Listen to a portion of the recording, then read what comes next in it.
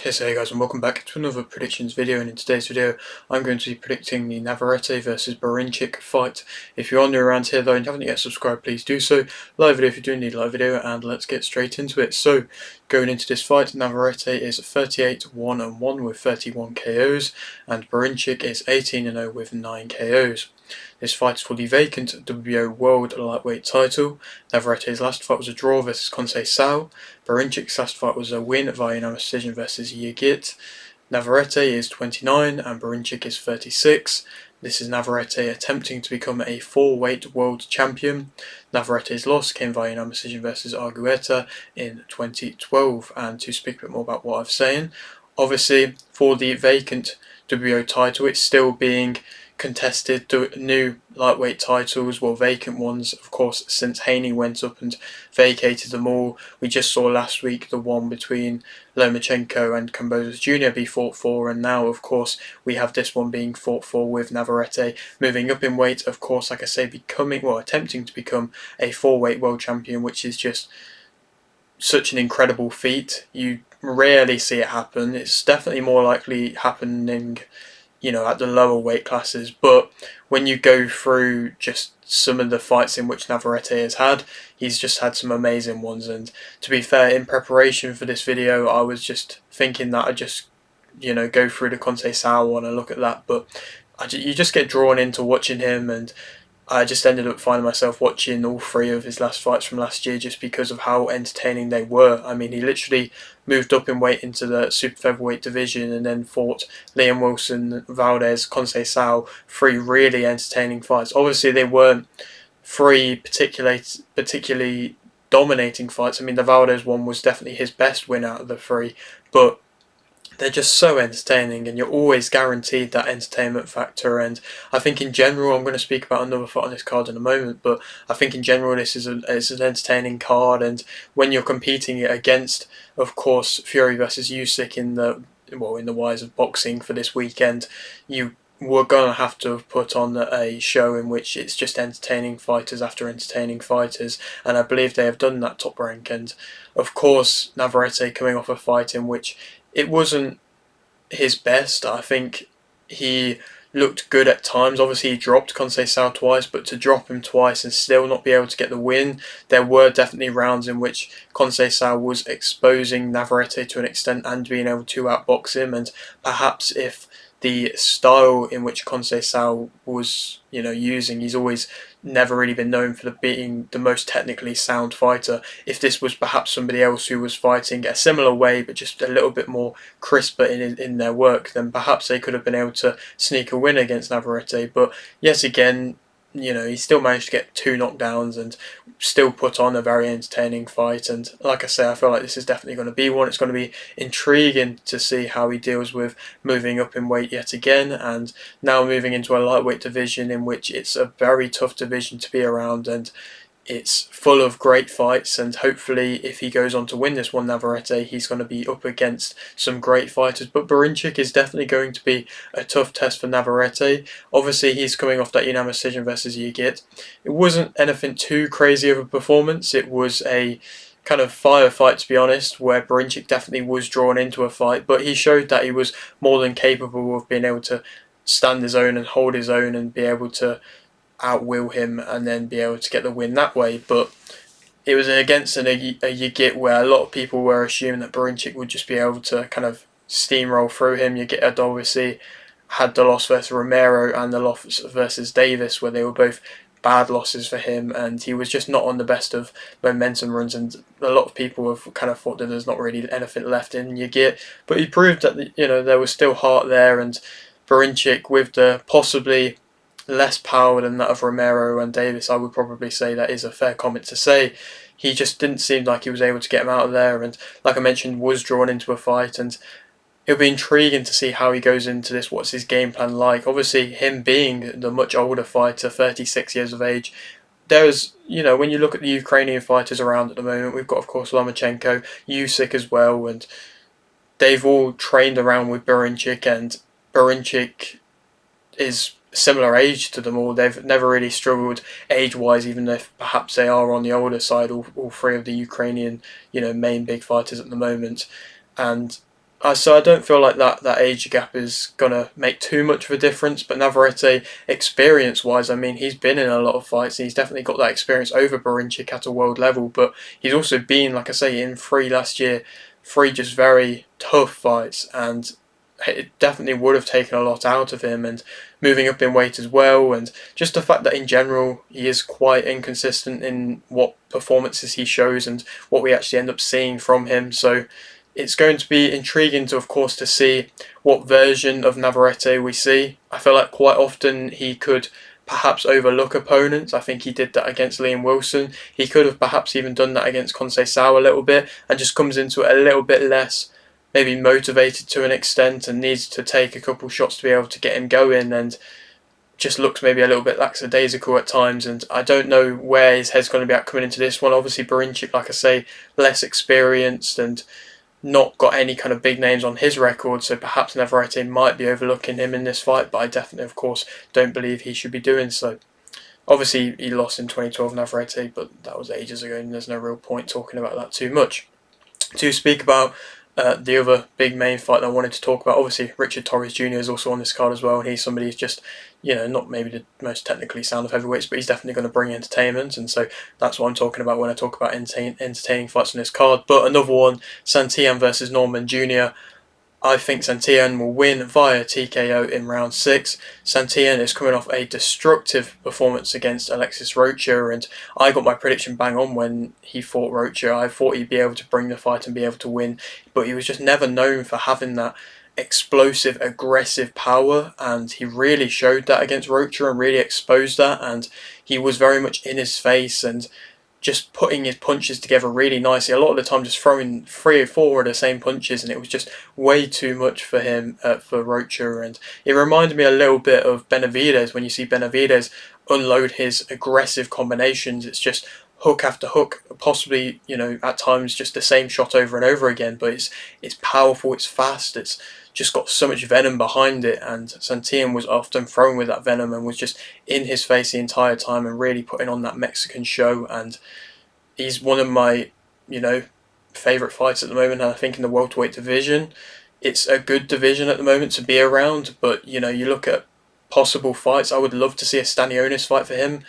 That would be a great fight. I think he definitely deserves a world title fight after this fight, because Norman Jr. is somebody who has built himself. He's not had quite the toughest of tests, and not Santillan hasn't had loads of tough tests, but that Rocha one, like I say, really proved something. And just Norman Jr., when you go off his last fight, well, his last win fight, it wasn't anything too impressive. It was just him continuously coming in straight and then going back straight, and just continuously doing the same thing over and over again, and struggling and in close range to be able to actually unload too much. He has relatively nice straight shots, and he has a bit of power there as well, and I don't know, I just don't feel like he's going to be able to handle Santillan, who is really going to push him and punish him and is a real big step up for him, and that's why I say that he's going to be able to get that stoppage if he is going to be able to fight the same way in which he did in his last fight. Obviously, he came into that fight versus Rocha with an underdog mentality, so perhaps that was the thing that fueled him so much, and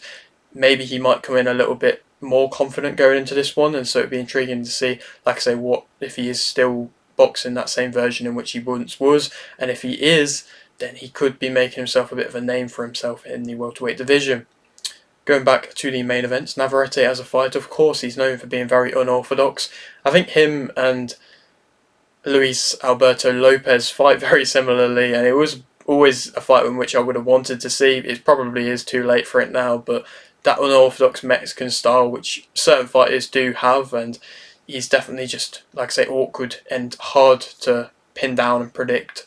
He's, like I say, got that high level experience. He definitely lets his hands go. Berinchyk also lets his hands go very well as well. He beats you down, Navarrete, but he has nice shot variation with a strong uppercut in which he always likes to throw that kind of can come in at multiple different angles, and when he lunges in with it, it is hard to counteract. He's strong and powerful.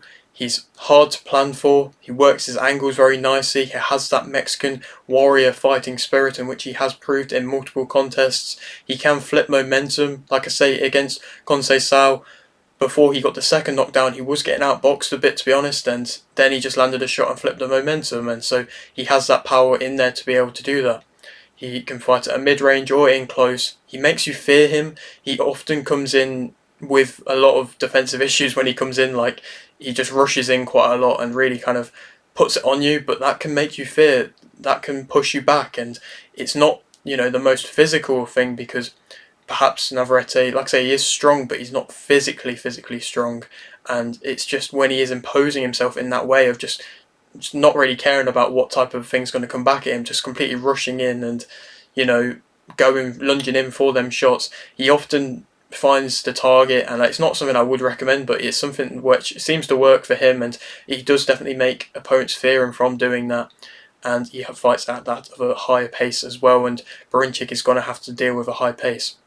Negatives about him, of course, he lunges in. If he is timed right, he can get caught with shots. He's been shown to, he's been dropped multiple times. He has been hurt, and he can look shaky at times. And like I say, if he's in that not consistent type mindset, he's been hot and cold many times now, and so we don't know never really what version of him we're going to see. He's always there to be hit. He has to come in shape. I think sometimes he can perhaps not come in the best of shape, and obviously he's moving up in weight as well, so it's another thing where he does have to come in shape for this one. He does underestimate opponents, I believe, like I mentioned. Seeing the patterns of his opponents, I think quite often Conceição was being quite similar with just the shots in which he was throwing against him, and he just wasn't really seeing the patterns and counteracting them in any kind of way. He can be slowed down, he can be outboxed, his chin is in the air, he's got quite an open low guard. He, does the thing where he opens up his guard massively to then throw quite a wide shot, and of course, defensive wise there are things wrong there. He can admire his work at times. Sometimes his accuracy can be off as well, and so that's him as well, but he is just always going to bring, like I've been saying, that entertainment. Berinchyk as a fighter, of course, he's the more natural one in the weight, and so he's the one that's just going to be able to come in at whatever weight he's comfortable at typically, and it's going to play a factor, of course. He moves well. He has got that similar, to an extent, type of movement when I've seen him moving really well to that of Lomachenko. I think he can work angles well, and is quite bouncy on his feet and can move his opponents around where he wants them, and it's just actually using that a lot of the time. He's got solid technique, he's got good speed, good timing, he's got a relatively good, counteract overhand shot when he is timing you when you are coming in. He can fight at a mid-range or a close range as well. He can be physical. He counters, like I say, effectively. He's an offensive fighter and has got good offensive technique. He goes to the body well. He lets his hands go. He can push you back onto the ropes. He's got good shot variation, good shot selection. So overall, there are attacking-wise nice things in his game. To speak negatives about him, of course, this is a big step up for him, and to go from Yigit, where perhaps it wasn't as good of a performance in which, like I say, the fans expected, to now Navarrete, that is a big jump up. He hasn't really faced too much power. He definitely does get drawn into a fight, and I don't necessarily know if he would be drawn in with a fight with Navarrete, because Navarrete is a difficult person to just stand and trade with, but he could be drawn into a fight. He has a bit of a lack of defense in general. There's not really too much defensive movement, and he can offer a high guard at times, but there's not really much defensive movement, head movement, anything like that. So I don't feel like for this fight is going to be a defensive showing at all from either fighter, to be honest. He needs to really show a world-class level and show that step up in his game. He perhaps needs to use his jab a bit more, and his footwork. Like I say, he's got good footwork, he has a good jab as well, and he just actually has to utilise it. Fighting his opponent's fight, he often can get drawn into. He has the lesser power, his head's on the line, he can be too comfortable whilst he's hooking. He can let off combinations, and quite often you're told to let your hands go when opponents are on the ropes, and it's nice to see, but when he's just digging to the body, he then does, leave his head open, and he can get countered from that and just becomes a bit too comfortable whilst hooking, which is a very common thing in which you see. He's not perhaps willing to be on the back foot, and so it'll be intriguing to see if he's just not going to be willing to be on the back foot against Navarrete, and when Navarrete perhaps is being explosive and pushing the pace, if Berinchyk is just going to try and take shots and try and just not respect him, which could possibly work, but like I say, the power of Navarrete is there. Navarrete is the favourite for this fight, and I think that Navarrete will win via TKO in round 8. I think Berinchyk will come out strong, and it will take a lot for him to be worn down. But I think Navarrete's just unorthodoxness and will to, like I say, be on explosive at times and push him back. I think Berinchyk, if he is just going to be willingly standing there defensive wise weak, I don't think he's going to be able to find success. I think perhaps Navarrete could get caught on the ropes at points, but I believe in the end he will be able to show his power, and hopefully his power moves up with the weight with him as well, and that's another reason why I think he'll be able to win via late stoppage. Then who he could go on to fight? I mean, the Conceição fight again would be a fight in which that rematch I would not be against. Conceição probably would have to move up in weight because I just don't believe that Navarrete will go back down in weight for that type of a fight. Lomachenko would be a great fight to watch as well. You know, Lomachenko, of course, coming off a huge win and perhaps wanting to gain another title against Navarrete, and it's another style in which Lomachenko is going to have to deal with, and so that could be a great contest. I think that's probably the one that I want the most out of any fight for Navarrete next. Or Muratalla, of course, another top-ranked fighter, another one that's highly ranked, and I perhaps do think that it's not too far away in which we could see a Navarrete contest which perhaps doesn't go his way. Muratalla could be the person to do that, but obviously, like I say, it wouldn't surprise me if that fight gets made. Of course, top-ranked fighter who's been built up nicely and is at the level now where he probably is deserving a world title shot, and that's probably the easiest one for him to be able to get. But yeah, that is it for today's video. Hope you did enjoy. Like the video if you did, indeed like the video, subscribe if you're new, and thanks for watching.